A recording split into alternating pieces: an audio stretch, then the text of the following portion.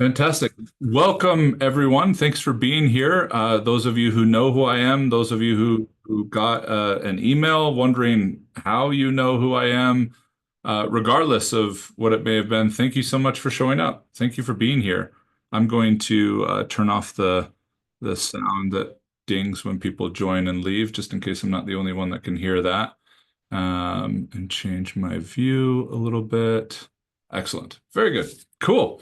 Well, if you've never participated in a session like this with me before, first of all, I hope this isn't a session like you've participated in with me before. I mean, that's always fun. I'm not a naturally stale or repetitive person. Sometimes to my delight, and sometimes to my eventual delight after a seemingly detriment kind of experience. But this is not a pitch. This is not a instructional webinar that will somehow have some thing to sneak you into at the end that you'll need to pay money for.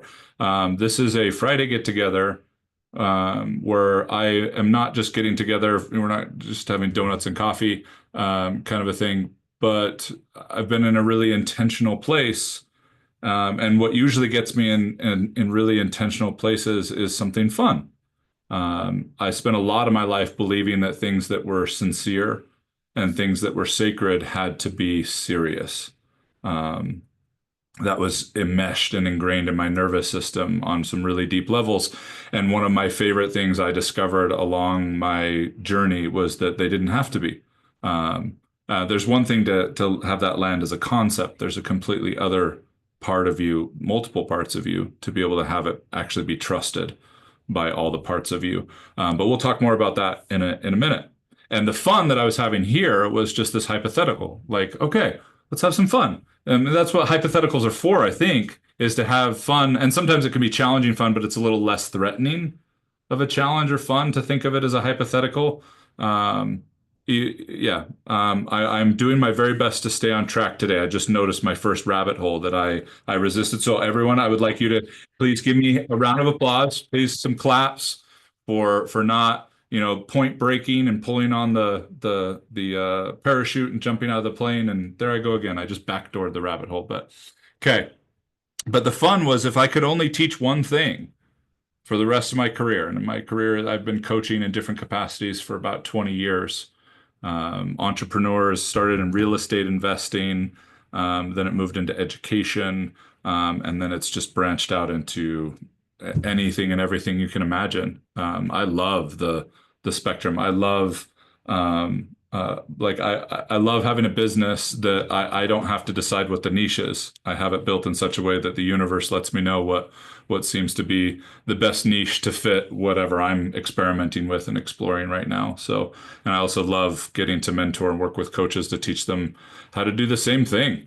They're typically those that are drawn to very deep transformation, but are finding themselves in frameworks that have been helpful to kind of get their sea legs, but are now kind of constraining their bigger calling. But this idea of if there was one thing, which is interesting, it's a very survival type idea. If there was one thing, if I could fight or run away, like that's the basis of our system that's gotten us this far.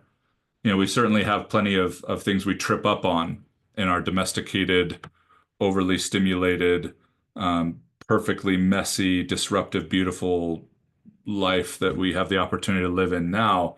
Um, but but being able to bring this down with appreciation of if, just to be curious about what emerges when offered that. And that's what I'm going to try to do today.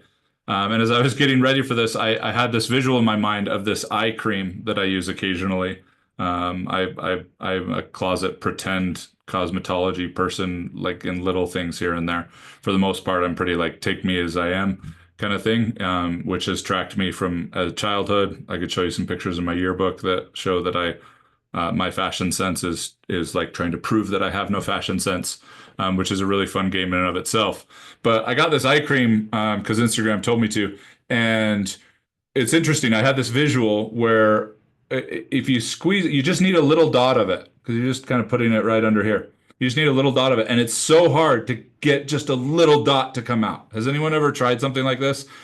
Some kind of medication or some kind of, yeah, okay. So we have an idea of what I'm talking about. And more often than not, I do more than I needed to, so I just kind of try and get it between both fingers. But that's what today feels like. In fact, most of these that I do feel like that. Okay. And those of you who've worked with me personally know exactly what I'm talking about, where I'm sitting here going, okay, because there's a whole bunch in the bottle that I would love to just go, hey, everybody, like this is all of it. It's so cool. Have an amazing time, which would be like, hey, welcome to swim lessons, all you people. I wouldn't say 5-year-olds because that creates like a condescension or a verticality in our relationship.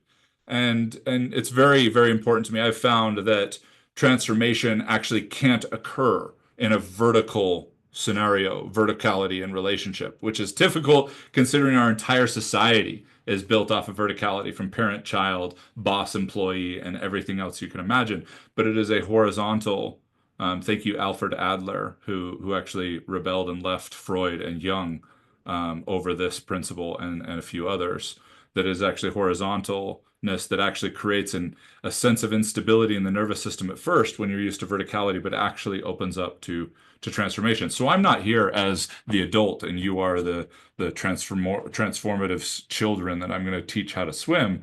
But this is just an environment you may not be as familiar with as I may be because of the way I'm going to teach it, not because of any proprietary ownership I have of it.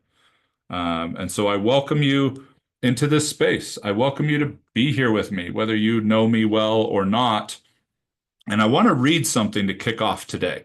And I'm going to read it at the beginning and I'm going to read it at the end because I think it'll be kind of a fun experiment to see how it lands when I read it right up front and how it lands after we're done talking in about 45 more minutes. Okay. And so this is what I'm going to share to kick things off to see how it lands now. I'll read this little message that I wrote for all of you this morning. It's kind of like the what I titled it as the one thing that may land deeper than anything else. And then I'll read it again at the end. And you can just be curious about how it felt when you heard it at the beginning and when you heard it at the end. And what it is this. You are not here to perform transformation. You are here to remember truth, and not the truth that has been franchised, but yours. You are not here to perform transformation. You are here to remember truth, not the truth that has been franchised, but yours. Now, I am not here to rail against any belief systems, any organized whatever. Some of you that think you know what I believe. Congratulations. Will you let me know? Because I'm still figuring it out. But I am here as inclusively as possible and love. I've studied so many different things psychologically, neurologically, theologically, you name it. And I love all of them. I'm finding more and more integration to things rather than what some people tend to do is kind of like jump from rock to rock, like, oh, this is me now. And then they jump to the next thing and they're like, that was never me. This is the real me. And it's a really interesting way to live. But the things that stand out to me in that are performing and remembering. You might say just early on in our conversation, performing versus remembering. There's some things that are required for the remembering that I want to talk about this morning. And the challenge with performing is if you've been doing it most of your life, if you were groomed in a society of performers teaching you to perform, would you really ever naturally be able to discover that it was an act? Which might strike some of you as like the Matrix kind of feeling, or like it's all a simulation, it's all a lie. Well, of course it's all a simulation. We know so much about how our brains work that we're making most of it up. But that doesn't mean it's not real in the sense that we've come to find comfort and resilience and stability and grabbing onto. So yeah, I'm going to leave that there until I go over this, and then I'll come back to it and see if it lands a little bit different as we move forward. Because if I had like an underlying intention in this moment, it would be to be really curious about the constraints of your curiosity to see if you might just be able to discover some of your own performance today. Be curious about the constraints of your current curiosity to see if you might just be able to discover some of the elements of your performance today. And not performance bad, okay? Not performance in terms of unauthentic. I'm a big believer that authenticity is you can't be unauthentic. Okay. Tanya, if you're doing something unauthentic, you are authentically doing that. So like you can't escape it no matter how hard you try. And there's just something beautiful about all of it. Like what if in life we're trying to get to the center of us, but everything is the center? Okay. I promise we're going to get into some simple practicality as well. This is unconscious pre-qualification for me to be like, hey, if you can't hang with like, what the hell is he talking about? But I'm noticing that I'm feeling something as he's talking. If that's rough for you, then you don't have to stick around. It's totally fine. The last piece is I do like to see people. You do not have to be on camera. Please don't feel like it's a requirement. Okay. But I do like to be able to say, Chad, hey, sweet, what's up? Thank you. It is not a requirement. I guess the only ask is like, hey, keep it like PG-13 if your camera is on. That's all. Which I mean, like having a significant other or yourself not properly clothed, walking around in the background or something. If you're eating or whatever, no problem. You're on mute. I don't care about that. I can look elsewhere and whatever. If we're seeing your nasal hygiene in the car because your phone's in your cup holder, that's fine. Eyes on the road. But I do like to see people if you can. If this is the best way for you to be here, then rock and roll. All right, so let's dive into this. Okay? Dive in. What have we been doing? Okay. All right. The only thing that keeps working. I realize that to get it to a singular thing, it requires some buildup of context. You know, like if you've ever tried to build a big mound of sand on the beach, you start going, you're like, wow, it's really gaining, but then eventually it needs to widen more and more before it can get to the point. So I'm going to do that as constructively and simply like that little serum that I was talking about to not just blast it. In order to be able to talk about the only thing that I would teach with a little bit of nuance, I think you were probably expecting some of that, a little bit of nuance and some context, is to talk about kind of the three stages, the three tiers, the three phases. It's difficult to call them that because they're not necessarily linear. I find that they all are relevant at different times in our life and in different micro, macro things. But this tends to be the simplest way I can put the paths of the people that I've had the opportunity to work with over the last 20 years. The first stage of people that I like to work with, people that have the energy in them or stirring in them that I want to amplify. That's my number one qualifier as a coach, is does this person have energy I want to amplify? Period. Can I sense that? Can I feel that? Even more than like personality jiving or anything like that, is there a sense of unspoken energy that this person has that I want to amplify? Which may be what you're doing here today. You may be, kind of checking in and finding any kind of resonance with mine, and you may or may not. And if it's something you want to amplify, cool. There's lots of ways to do that don't need links and buttons at the end of this presentation. Okay. I'm sure you can figure it out. And so the first stage, if you will, and I say these words loosely because they can pull us deeper into the performance and make us think that we're exploring. Like one of the things that I love to do with entrepreneurs, executives that I found to be way more powerful than time management, organizational tools, and strategic thinking and whatever, which I still use those things, but is to get them into their body. The challenge is most people that drop into their body early on in the work that I've done, almost across the board, drop into a projection of their body, like a cognitive hologram of their body.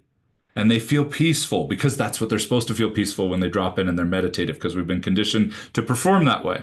Or they can't get in because it's like some locked whatever. And it's really interesting stuff to explore regardless.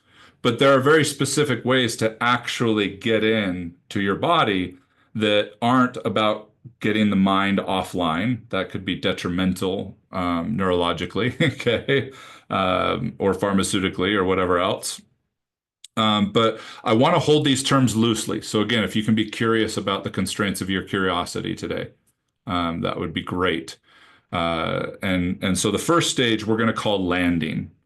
Okay, landing. If you want it a little bit more mystical, it would be remembering. Okay. Okay. So it's landing or remembering is what I would call kind of the first stage that I pay attention to in terms of how to shape the coaching that I'm doing or where I want to meet somebody at. The second stage is emerging. So we've got landing, then emerging. And what I would add to that is a slightly more mystical or spiritual, it would be transformation. So you've got landing, which is to remember, emerging, which is to transform, and then number three is exploring, exploring. And then the one I added to the end of that is author. So you've got landing, emerging, and exploring, or if you want slightly different poetic language around it, I would say remembering, transforming, and authoring. Those are kind of the three stages that I play in. And these are not stages like a video game that you can complete. These are stages of the game, but there's no completion, there's no win. I think that's important, just in case anyone here hops off early. I hope that you learn that life is a game you can't win. Um, and not can't win because something's stopping you from winning, but because there is no such thing as a win. It's a game, and the purest essence of game and game theory is the best games are the ones that we love to play. The best games are the ones that we're drawn into play. There's lots of different reasons to get someone to play. And it's interesting as our society has been geared more and more towards achieving and winning, we've had to come up with a lot more games because we get burned out with the ones that we try to win. We get burned out with the ones that we try to win. And we get really bored if we think that we did. Okay, so let's keep that in mind. All right, so landing, emerging, and exploring. And again, we're going for the little dot of serum today, not the whole kit and caboodle. Um, and so the landing, here's some common characteristics. Okay, just some general things, and please again be curious about the constraints of your curiosity as I share these, because you may have an idea or a persona or a look in your life of what these things look like, but I want you to feel into them a little bit more this morning and after this. Some of the common characteristics of the landing phase, if you will, is confusion, boredom, hidden shifts. And what I mean by that are like shifts that seem to happen that you're not quite sure, like you're like there. I think I'm missing something in my kitchen, but I'm not sure what it was, or in my bathroom or whatever. But like in your life, like something that used to be there, or like a handrail but you haven't figured out what it was yet. So a hidden shift. And then irritation, irritability. These are very common characteristics for the landing phase, which again, they're not graduating phases. We can fall into them, if you will. We can spiral in and out of them. There's lots of like this is such a non-linear experience, but our survival system loves to dilute everything down to a linear understanding because that's the best way to stay alive. And so if you're on this call right now this morning and your priority in some area of your life that is consuming a lot of your energy is to stay alive, and I've felt that energy, like the core survival, stay alive energy in parenting. I've felt it in my health and exercise. It feels like a tiger is in front of me that might pounce at any time and rip my face off. If you're in that space this morning, please be really gentle with the things I'm going to share, because in that space, the more you try to understand, the more you try to grab in this space, not because you're inferior in this moment, because of what you currently have access to physiologically, biologically, it will be at the very most incredibly destructive, at the very least, very offensive. Okay. So just please, if you're in that state, you don't have to leave. But please be very soft. Look at what I'm saying very philosophically, like you're watching a movie, and not get as caught up in like, is it true? Is it not? Is it right? Is it wrong? Is it real? And if you are doing that, that's a good sign that you might be a little bit more in that state than you realize. Okay. But the landing phase is, those are the common characteristics. The common characteristics of the emerging phase are secure instability. Does anyone know what I mean when I say that? Secure instability. Okay. Those who have explored any version of an emergence phase probably understands this. And when I explain it, some of you may realize that you've been in an emerging phase, or you have before at least. What secure instability to me, it feels like, let's say you're hiking, okay? And let's say there's cliffs on this side, there's rocks and boulders and forests with dangerous animals on this side, and then all of a sudden this incredible deep fog moves in. And now you can't see very far in any direction. But then you look down and you discover that like there is this thread that is deeply embedded in some core part of you, and that you could follow that. It's very strong. It couldn't break, but it's not, there's not a lot to it. So it's hard to totally trust it. But you get the sense that it's leading you through this fog and this environment. That's the analogy I would use for secure instability, is that things feel chaotic, things feel unfamiliar, things feel scary even, but in even very brief moments, you can go, okay, something or someone or some part of me has still got me. And it's not this umbrella that's this blanket that's making you feel great all the time. It's this very simple, very thin part. Does that make sense? Okay. And my poetry doesn't have to land specifically for you. So that's, again, be curious about the constraints of your curiosity.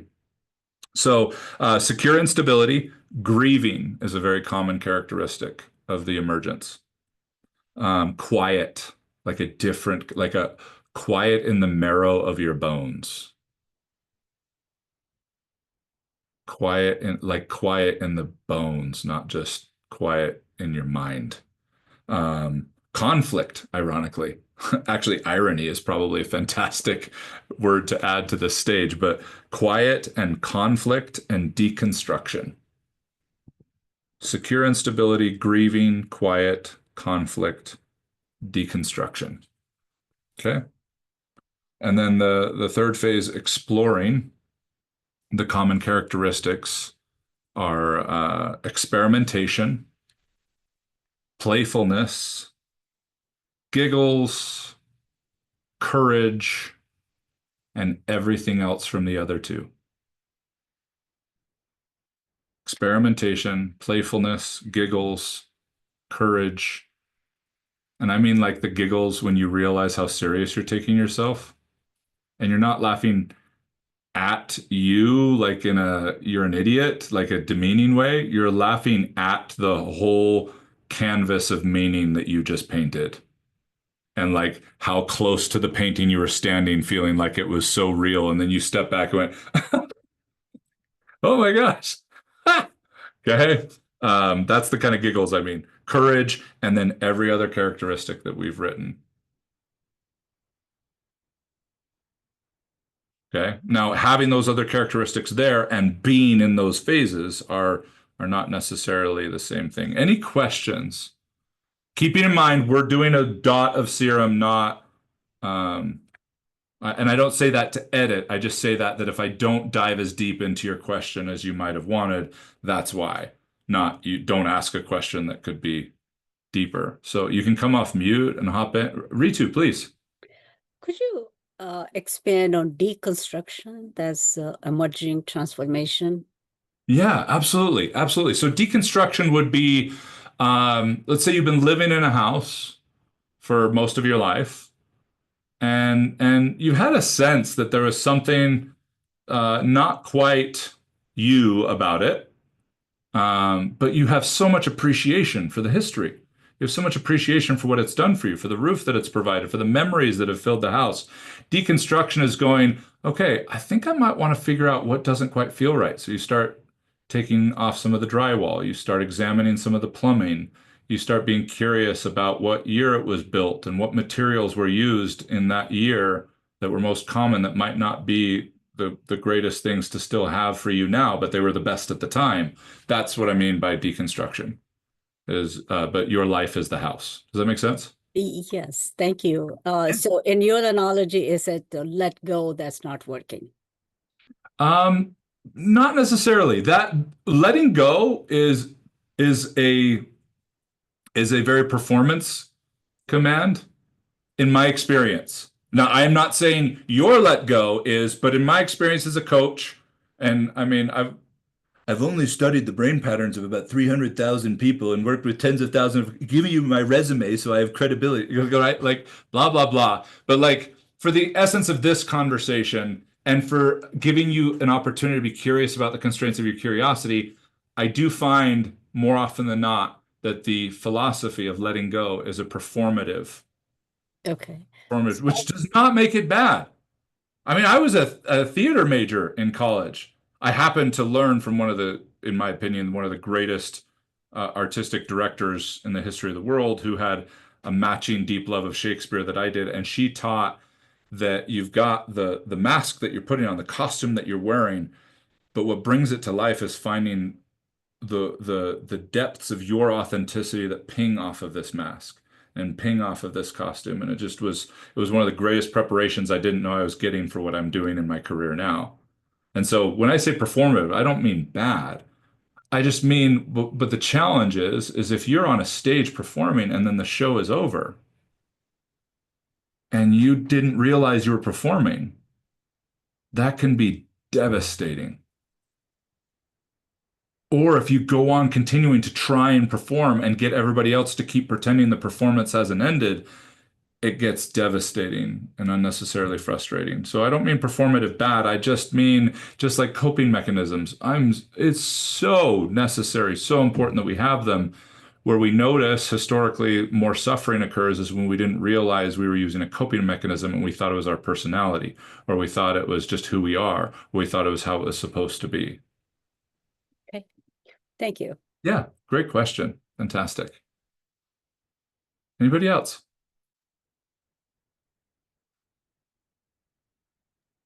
Cool. Okay. Excellent. I think this is a good time to pause to walk through something else really quick that we could spend years talking about this next part of it, but I am going to try to do it briefly, and then just know that you happen to know the person that this came from, which is me. And so you can come back and ask me in a lot of different ways to clarify this at any time. Okay. So if anything doesn't quite land or creates more confusion, then just pretend I didn't say it for now. But this is such an important framework as we're building the context to the point of the only thing. All right. So let me see if I can get my, there we go. Perfect. Okay. So, what I want to make sure is understood in all of this conversation is, oh, that's not the color that I want. Test. Okay, that's it. Perfect. Excellent. Is what I call the whole body mindset. This is the very flexible, very expensive. Have you guys ever seen one of those geometric like kind of orb things that you can pull on and it expands out way big, but then you can compress it really small, but it keeps a circular orb globe shape.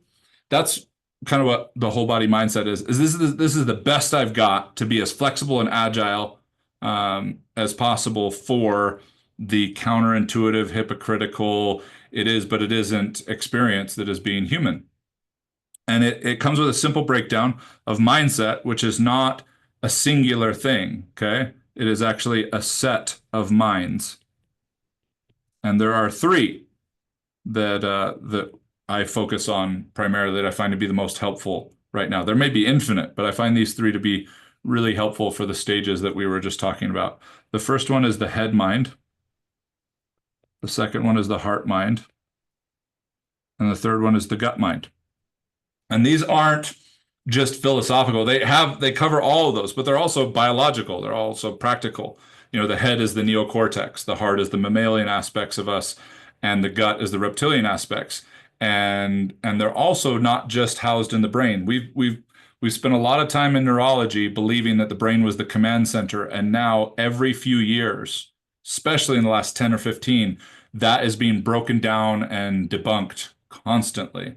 That the brain is not the command center. It's actually receiving more information and direction from the body than it's actually doling out. The challenge is in our over-domesticated society, because we believe that it is, we've almost forced it to become, and it was never super qualified to do that. So it actually overreaches and tries to do the heart's job, and overreaches and tries to do the gut's job, which creates even more dysregulation. And why has it been able to do that? One, because we have enhanced our cognitive abilities, our head mind abilities way faster and way more expansively. Like, you think technology's been advanced. You look at the history of human beings, and the technology of our prefrontal cortex and our cognition, our neocortex has been unbelievably faster than the heart and the gut. But that doesn't necessarily make it an advantage. And so we'll talk more about that another time. But like I said, I'm going to stay as brief as I can here. So there are a couple things that I want to talk about for each one of these. One is the superpower of each one of these, the operation of each one of these, the biggest block or obstacle for each one of these, the kryptonite, if you will, the language that it uses, and the goal that it has. So let's go through those for each one of these. Okay, for the head, for the neocortex, the superpower is imagination. And I mean imagination broadly, not just the imagination we think of like, oh, I'm a princess, or I'm Batman, or whatever. Like, everything you do in life is based on imagination. Everything you think about, actually. Because the head, this is really important, is not present. Ever. It's not. The head is designed to not be present. That's one of its superpowers. That's why it can move so fast and consider so many things. It's wow. And so the fact that you made it here today to this presentation, to spend this time with me, shows you have a lot of imagination.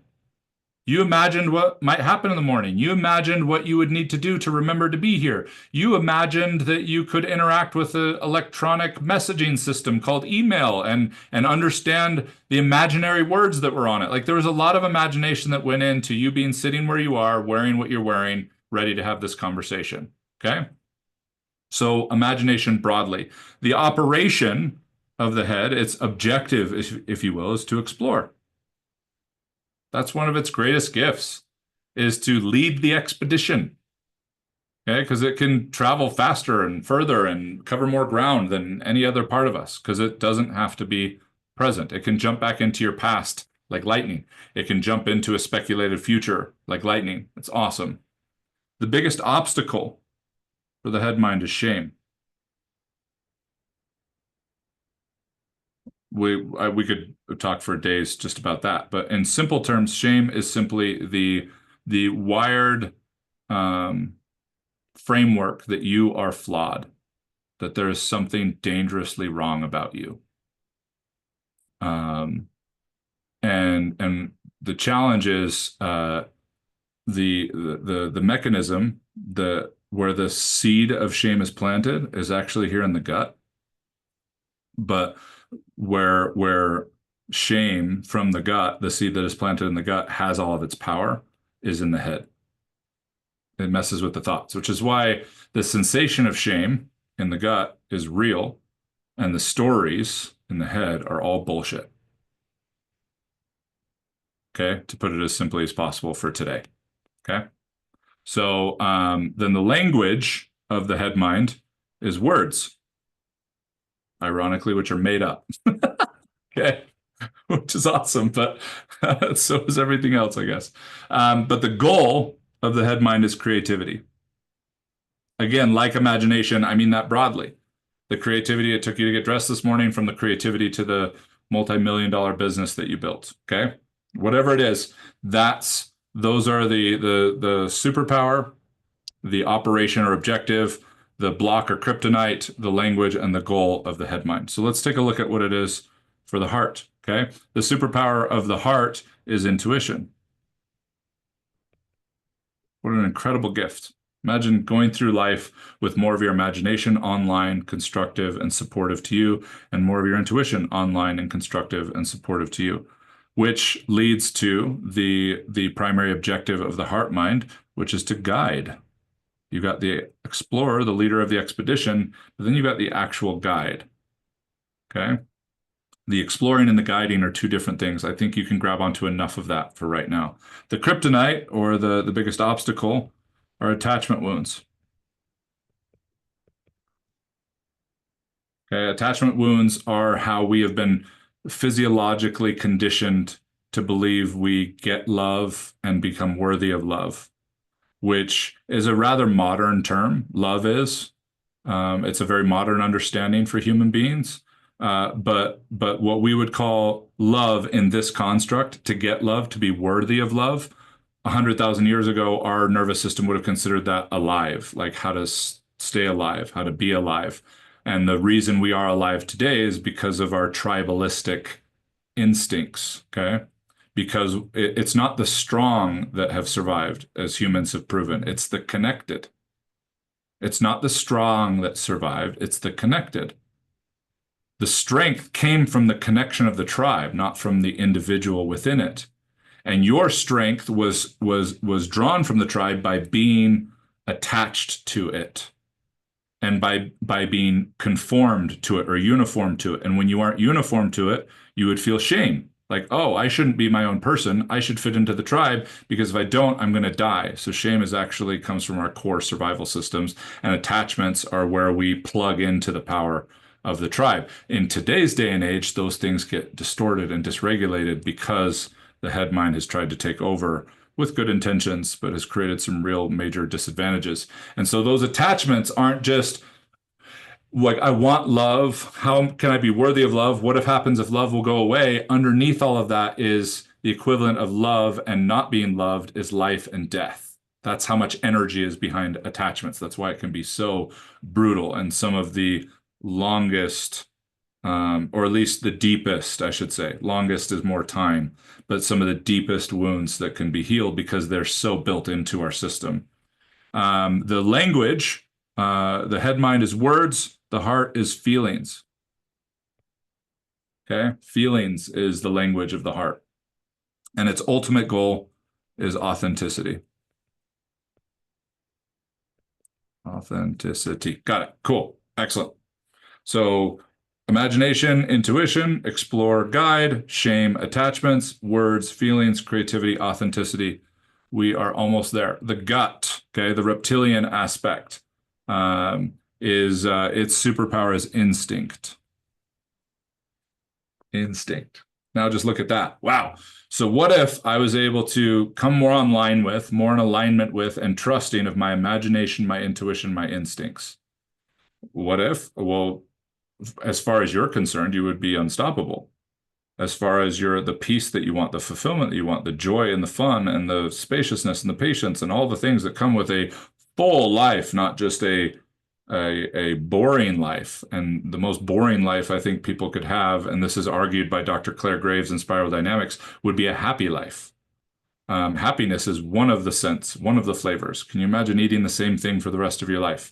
That's why Claire Graves said in the 70s that if anyone ever found pure happiness, they'd be looking for the first cliff to jump off of, because it's not what we're built. It's not how we're built.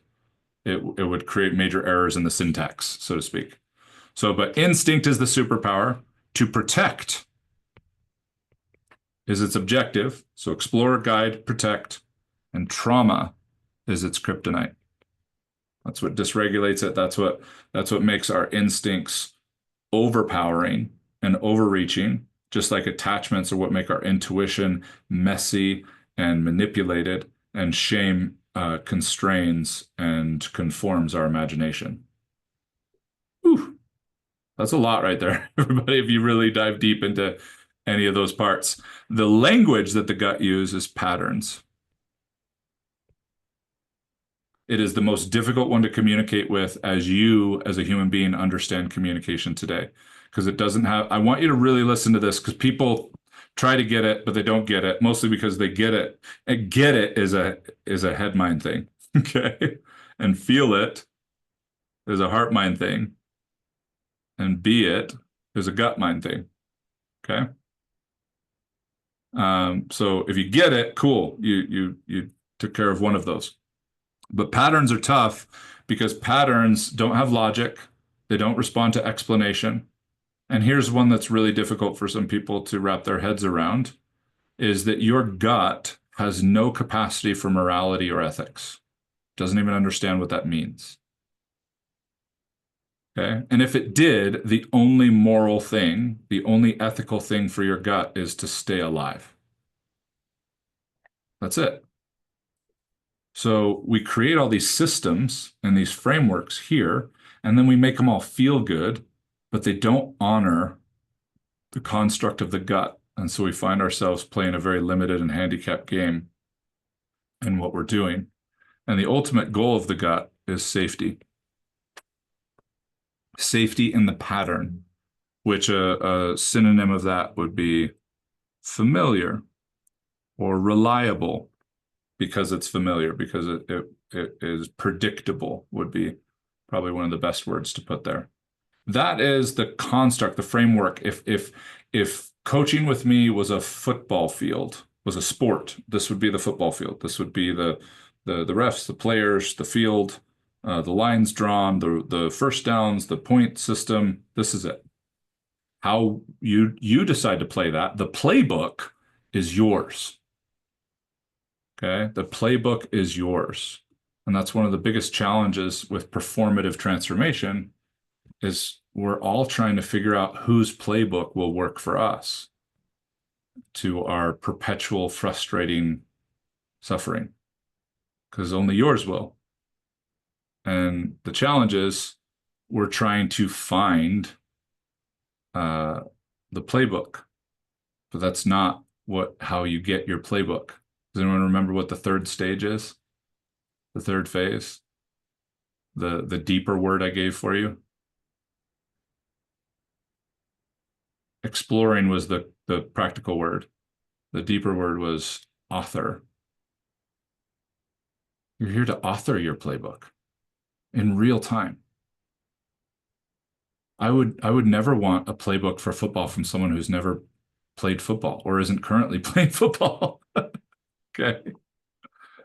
And also plays that used to work don't work anymore and all that kind of stuff, so that we could go deep down that rabbit hole as well. Melissa asked me a great question. How do you differentiate instinct and intuition? Well, if we look at this framework right here, it gives us some hints as to that. They have different languages, feelings versus patterns. Okay. Now, and they have different advantages. Okay. I believe that in the intuition's objective to guide, I believe that it's connected to a higher source, which I believe can be totally ambiguous to whatever you want that to plug into. You know, whether that's God or your higher self or nature or the universe or nothing, actually can be quite an amazing thing to plug into as well. But we don't have time to talk about that today. But so those are a couple of the differences: is the languages that they use, the objectives that they have, the goals that they have. And another difference that I didn't list here, Melissa, is the speed. Okay. Intuition is the slowest of them, meaning it speaks the slowest. It asks for the slowest rhythm to be able to be instituted in general. In general, instinct is the fastest, which is also what makes it some of the most frustrating in my clients' lives. Because even though they start to think about things, they start to get it, they start to feel it, they still get so frustrated because it takes so much more time, because patterns require repetition, they require frequency, they require consistency, because that's how they got created. And so if you want to tweak or shift them, that's what is required.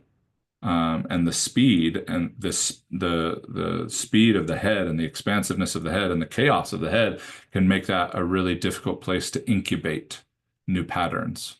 But also we have responsibilities. We have a lot going on in our lives. And so not all of us are in a place to be able to sell all of our things and go to a monastery in Tibet and sit there for 5 years, nor would I recommend it. I would not recommend it. But hey, great. What you would have just done was created a great place to get it, feel it, and be it in a monastery. Then you're going to come back into some other part of the world and you're at square one. So cool. I mean, there'll be some things you'll be able to apply to that, but you're gonna it's gonna require new patterns. And if those patterns are dysregulated, then it's like trying to put together a puzzle that's like an electric fence, and every time you touch a piece, it zaps you because it doesn't want you to move it. So we want to regulate that, and that's a big part of the landing phase. That's why the landing phase is so important. Because if we're not able to quiet the head mind just enough to be able to find the patience and the stillness for calming the gut mind, and then being encouraged, feeling supported by the heart mind in the landing phase, then the emergence and the exploration are all just performative. You're performing it. You're impersonating a higher you, which is, that I mean, that can be better than not. I probably would have killed myself as a teenager if I hadn't found theater where I got to pretend to be someone else. And I got to pretend to be someone else long enough to find the patterns that were making me feel like it wasn't okay to be me. And then once I did that, then I got to perform on purpose. Then I got to impersonate on purpose. And that's a very different ingredient once the emergence and the exploration have emerged. Blaine asked what were the deeper words for the first two. They were remember and transform. So the practical words are land, emerge, and explore. The deeper ones are remember, transform, and author. Excellent. Okay. Now, back to, oops, back to my notes, because this is what helps me just boop rather than, so, I turn that all around. Hang on, let me flip the page around that I seem to have rotated for some reason. Okay, all right. So gone through all that, excellent. Next piece, here's a couple of tools that are kind of part of the construct of the only thing that keeps working. There are so many, but I find that they tend to fall into two categories in terms of tools, not in terms of the experience that you're having or the embodiment or whatever, but there tend to be two categories of tools that I find to be helpful and encompassing: philosophy and practices. So philosophy is going to be psychology, cognitive behavioral therapy, which is the trunk of just about every therapeutic process out there is cognitive behavioral therapy, and even the ones that believe they have transcended it still came from such a strong, solid foundation. Even before it was the formal construct of cognitive behavioral therapy, the very mechanics of that were the birth of psychology in the beginning. And I'm all for the advances, but it is now unable, or not unable, that's too harsh.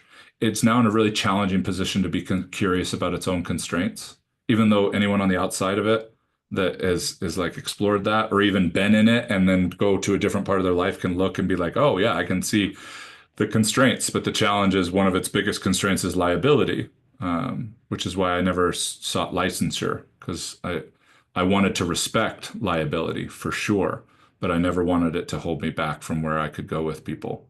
And you look at any major advance in psychology, you look at any major advance in mental health, you look at any major advance in personal growth and development, it came from like that rogue edge of people who had a respect and appreciation for the liability, for the way things are, but weren't willing to stay there and leaned on it, and stepped outside of it. So philosophical tools, that's critical thinking, creative thought. I mean, so many things that can fall under the philosophical. That's the conceptual stuff.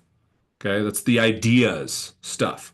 And then the practices. Another term for practices might be modalities. Okay, those are kind of the two categories of tools. Those can be cognitive tools, which is everything from MyFitnessPal for tracking your calories to the quadrant system that Stephen Covey laid out for organizing your life, prioritizing your life, to all kinds of things. Okay, Zoom is part of a cognitive tool. It allows us to all gather without having to call into the same number and do all these tedious things. Does anyone remember conference calls? I remember conference calls. I think I still have recorded conference calls from like way back when I used to do those as a coach. Okay. Um, but also breath work, meditation, exercise, and then a broad category to not freak anybody out unnecessarily that I will just put as ceremony. Um, there's a lot of things that fall under ceremony, and some of them aren't weird and intimidating and out of bounds for people, and some of them totally are. But that I think they all get to go into the ceremony subcategory of practices and modalities, and none of them are required. This isn't a collect the set kind of thing, in my opinion, philosophically or practices and modalities. Even though I tend to find that more critical thinkers, scientific thinkers, are all about collect the set philosophically, and spiritual seekers seem to be collect the set modality wise and practice wise, typically. So just something interesting to notice. I would say not a judgment, but we're humans. That's what we do. So yeah, of course there was some judgment in that. Um, I'm not someone that likes to say no judgment because I don't, I think that's like no oxygen. Like, it's like, you can breathe slower and faster and less and more, but like it's kind of built into our human experience. All right. So with all that said, I am ready to reveal with as much anticlimactic energy as possible, and I'll tell you why that may be in just a moment. But if there was only one thing that I could teach for the rest of my career, regardless of stage, regardless of construct of philosophical tools or modalities and practices, it would be presence. The only thing that keeps working for me and thousands of people that I am honored and blessed to have horizontal of a relationship as I can and as they can allow, is presence. Um, and that's all I can say though, because I've been doing this for a long time and I've been doing some really, really cool stuff and I've been unorthodox for most of my life. And I used to have a lot of shame around it, but thank God that didn't stick. Thank God I had enough stubbornness to like wrestle with it long enough to realize like, oh wow, these insecurities and these empathies and different things are superpowers, not huge flaws. They're also some good check engine lights.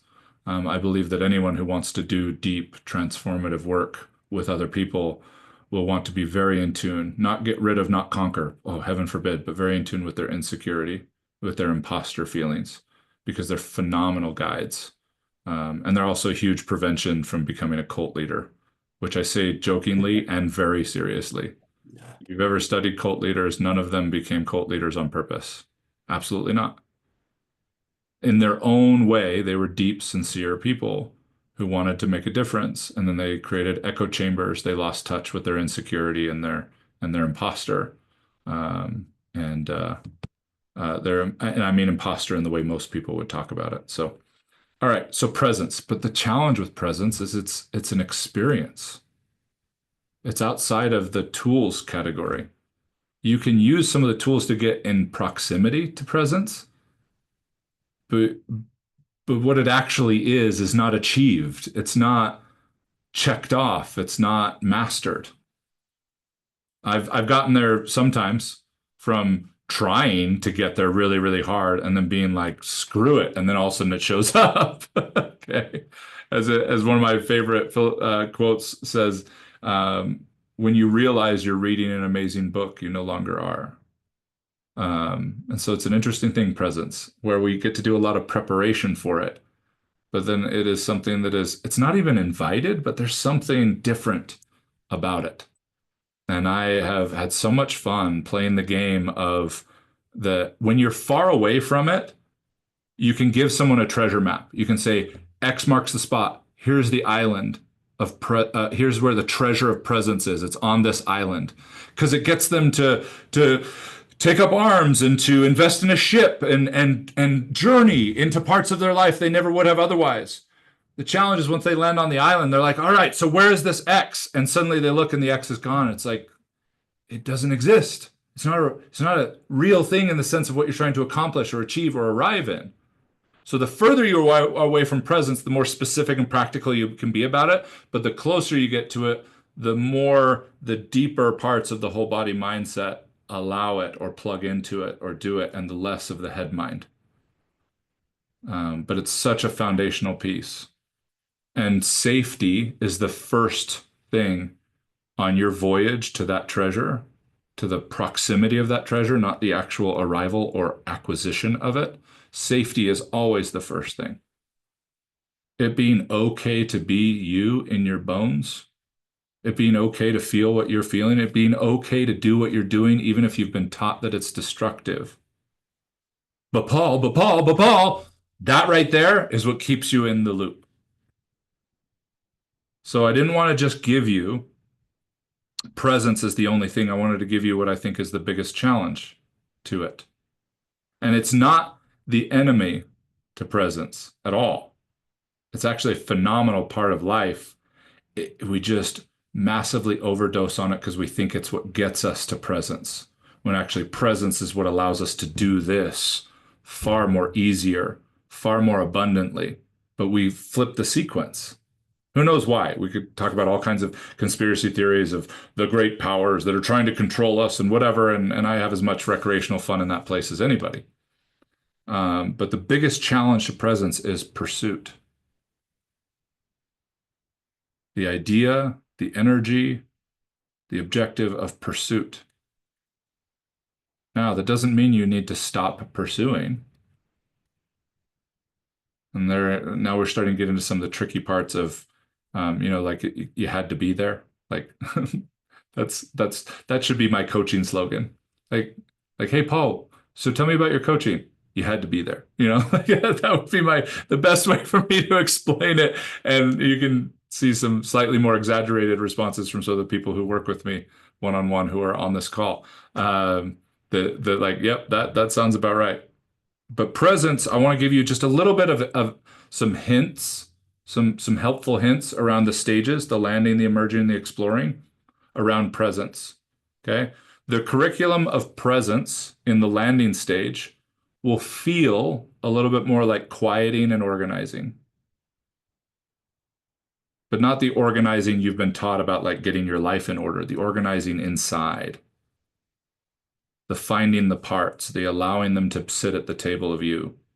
So the quieting, the organizing is what the landing stage feels like in terms of presencing. And this isn't only, this is just some hints, okay? Because that's about the best you can claim. And anyone that you invest in that's claiming anything stronger than that is not taking you to presence. They're trying to take you to certainty, which is the biggest mother effing illusion on planet Earth. Certainty and control. It's a fun game to play when you found presence. It's actually really fun to kind of jump into and pretend, put on the costume of certainty, the costume of control. Just like, when I got to play characters that weren't to pretend I wasn't who I was, so I didn't kill myself. It became way more fun to get on stages and actually bring me to the character. Same thing with the games, all kinds of games that you're playing in life right now.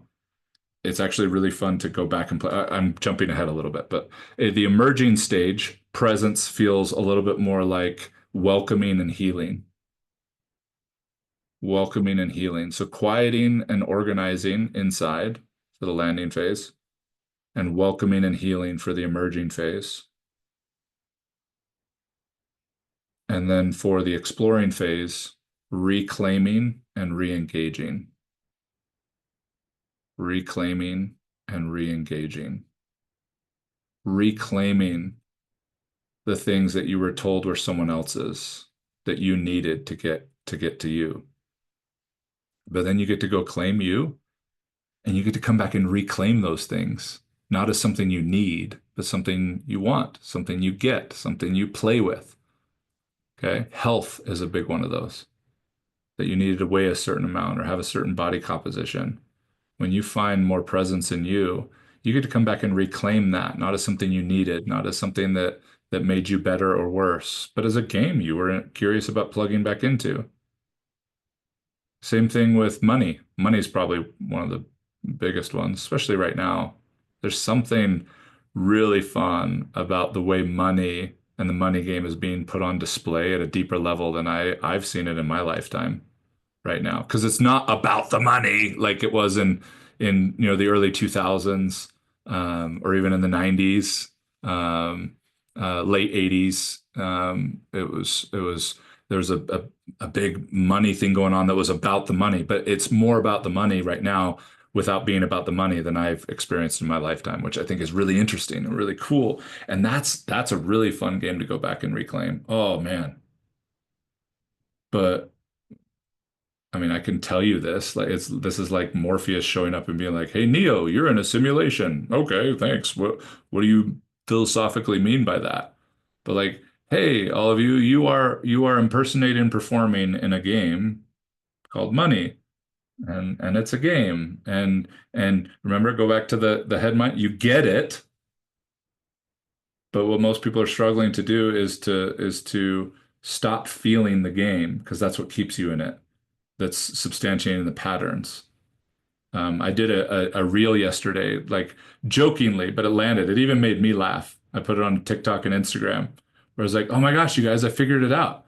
All you have to do to get everything you've ever wanted is to stop feeling and believing everything that you have been feeling and believing, and then long enough to feel all the irrational sensations in your body, to then try to put together a puzzle you can't see. You're not sure how many pieces you have or what it's going to look like when you're done, to be able to create a new agile supportive framework for your beliefs that you actually want and not what was manufactured and told to you that you wanted. That's it. That's all you gotta do." I think that's about what I said, which was really fun because it spontaneously came out, and I think it was like three or four takes because I tripped over my words a couple of times because it wouldn't have been funny if I had tripped up in the recording.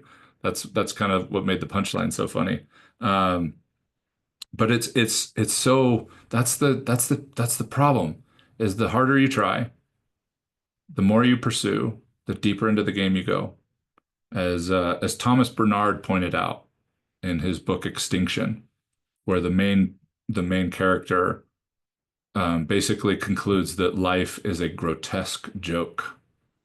And as I heard beautifully put in the summation of that book once, that the character realizes that even to hate is a form of worship, and that to rage against existence is still to kneel before it, to rage apart against any part of existence. This can be a little tender right now, depending on some things that are really hot topics for you. But I'll just tell you right now, the energy to rage against those is the same as kneeling before them. And that's the challenge is you think about a good game is something that gets people addicted to it, gets people to keep playing it. And so the more you try to feel your way out of it, the more you try to think your way out of it, the deeper into the game you go. I jokingly said the other day, the ego loves when we start doing ego work. It absolutely loves it because it gets to all it does is jump out of like coaching on the sidelines and jumps up into the booth or jumps out onto the field and manipulates and plays and what because it you're still in the arena. You're still in the arena. If any of you are looking for a different arena to visit, because that's all it takes at first. You visit a different arena just enough to be able to start tweaking patterns, and it doesn't take much. In fact, it's oftentimes softer and subtler and easier than you think. It's thinking that it's not allowed to be easy that makes it so hard. And then feeling things a little bit differently than you felt them, and then connecting to the dots to what you think about that. That is one of my gifts, apparently, to provide that arena. And it's hard to do in big groups like this. Even in my coaching groups that people invest in to be in, I do 5 to 8 people max because it would be hard to help more than that author their own playbook together. It would just become too incestuous and too collectively drowned out, like a lot of our uh, experiences have been. And there's so many good things out there. So many good things. You don't need me for sure. This is not a FOMO kind of thing. You didn't even need to be here today. I trust you for you more than I'll ever trust me for you, regardless. And it's taken a shit ton of work for my nervous system to be able to back that up, what I just said. Kind of like the parents that I work with that have told their kids, I'll love you no matter what. And I find so much beauty in that intention and an ache in the majority of them don't have the nervous system to actually back that up. Not in the way the child experiences love, because it's not in an expression, it's in a pattern, more so than it will be when they're older and jaded and whatever else. What's beautiful is patterns are kept and built in a place that has no idea what time is. So there's no reason to regret, no reason to feel like you missed out, even with your kids. You addressing this is creating this place. That's the generational chain breaking. It's not what you learned. It's not even that you did something different. It's that you decided to feel the things that generations kept passing down that they didn't know how to feel because it just kept getting trapped in the patterns that you didn't consent to and you had no idea how to because they were given to you pre-verbal and pre-understanding of who you are. And so I'm just having fun in this simulation, stirring things up a little bit. And I appreciate you being here today. Like I said, there's no pitch, there's no offer formally of anything other than if you need a button and you need a close and you need a pitch, I've found for me, that's a dead giveaway that we're not going to vibe. The places we could go, the work we could do together it's not, we're not going to find that ability to dance with each other very easily. And as I coach more and more, as I live more and more what I teach, and one of my favorite things that I teach is the game of what's the least amount of work I can do to qualify for abundance in the universe. It's an amazing game to play, by the way, especially if any of you have were raised or became workaholics like myself. Um, it's an amazing game to play. And so as a part of that, I've gotten a little pickier about who I want to work with. I'm not picky about who I'll talk to though. So that's the only thing I would leave here is I'm pretty sure that if you are in a place where you're ready to have a conversation with me, that you can figure out how to get in touch with me without me sending you a link right now on the chat or a button on a slide presentation. I'm pretty sure you could come up with a way to, you know, if anyone needs a hint, like you might have received an email from me or something or whatever, but that's as much as this is. Everything else was just an honor to be able to.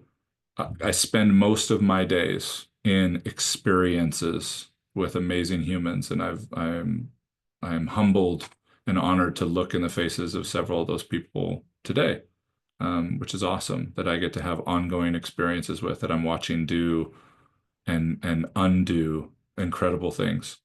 Um, so yeah, thanks for being here because this is my opportunity to take those experiences that are presence based and experience based and go, it wasn't today's, here's the joke, and then I'm going to read the line that I started with as I promised, and that'll be the last thing that I say.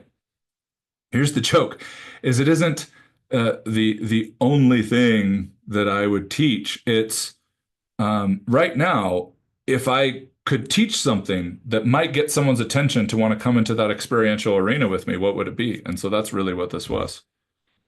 It was really fun to kind of check back in and be like, okay, I was talking to people who haven't been in that arena with me. And some of you have been in arenas that I've been a part of, like Habit Finder and other things and stuff like that, but maybe haven't necessarily been in this arena with me. Because I wasn't fully in this arena until the last couple of years, going out totally on my own. Then I'd love to chat with you. But that's not an upgrade. Just getting to be here with you today was genuinely awesome. Like I'm going to read this last line. I'm going to close this thing. I'll figure out what I'm going to do with the recording tomorrow or Monday. I'm going to go boating with my kids and I'm going to go have an amazing time this afternoon rather than figure out how to strategically take advantage of this webinar. So if you want to strategically take advantage of it and talk, I'm sure you can reach out and we can figure that out. What are we going to talk about? Who knows? It's your playbook. I would prefer not to bring some big expectations to that and mess it up. So yeah. So let me read that last line. What I started with in the beginning of this presentation and what we will close with is this. You are not here to perform transformation. You are here to remember truth, not the truth that has been franchised, but yours. You are not here to perform transformation. You are here to remember truth, not the truth that has been franchised, but yours.